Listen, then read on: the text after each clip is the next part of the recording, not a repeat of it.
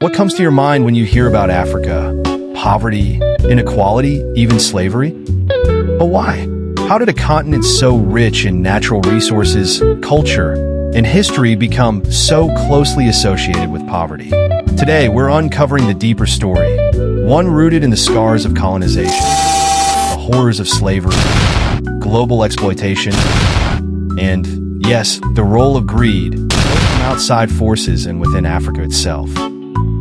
Stay with me as we explore the complex layers behind this narrative and how it affects the Africa we see today. To truly understand why poverty is so often linked to Africa, we need to go back centuries. Back to when Africa was home to some of the world's greatest kingdoms, thriving through trade, knowledge, and wealth. But everything changed with the Transatlantic slave trade. Millions of Africans were forcefully taken, tearing apart communities and setting the stage for what would become centuries of exploitation. The next chapter of Africa's exploitation came with colonization.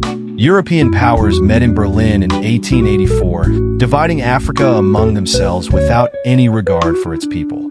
They plundered the continent's resources, gold, diamonds, rubber, leaving Africans to labor under brutal conditions while Europe thrived on Africa's wealth.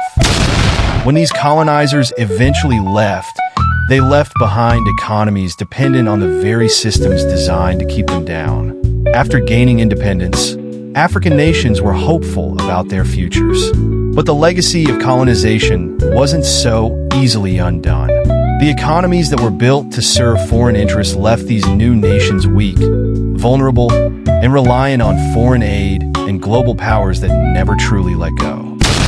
But this is only part of the story. Here's the uncomfortable truth. The impact of colonization wasn't the only factor driving Africa into poverty. As African nations fought to rebuild, greed from within became a major issue. Corruption among African leaders has played a devastating role in keeping their own people poor. Funds meant for public services, infrastructure, and development often line the pockets of politicians instead, leaving millions without access to basic needs like healthcare, education, and clean water. But it's not just leadership. Sometimes we see greed and a lack of accountability on the ground level too. Greedy business practices, exploitation of local labor, and self-serving decisions by some elites further widen the gap between the rich and the poor. Foreign interests continue to exploit Africa's resources, but now with the help of some African hands. This internal corruption only deepens the inequality. Despite these challenges, Africa is not a continent of hopelessness.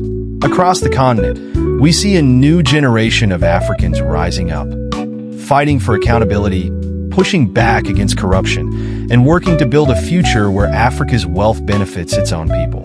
There are countless stories of innovation, entrepreneurship, and resilience, and yet the narrative of poverty persists.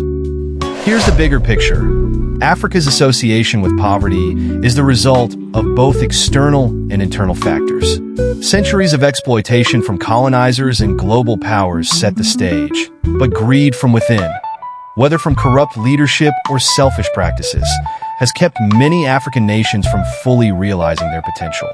And while the global system continues to take advantage, there is hope for change from within. The story of Africa is not one of poverty, but of survival, resistance, and a fight for justice.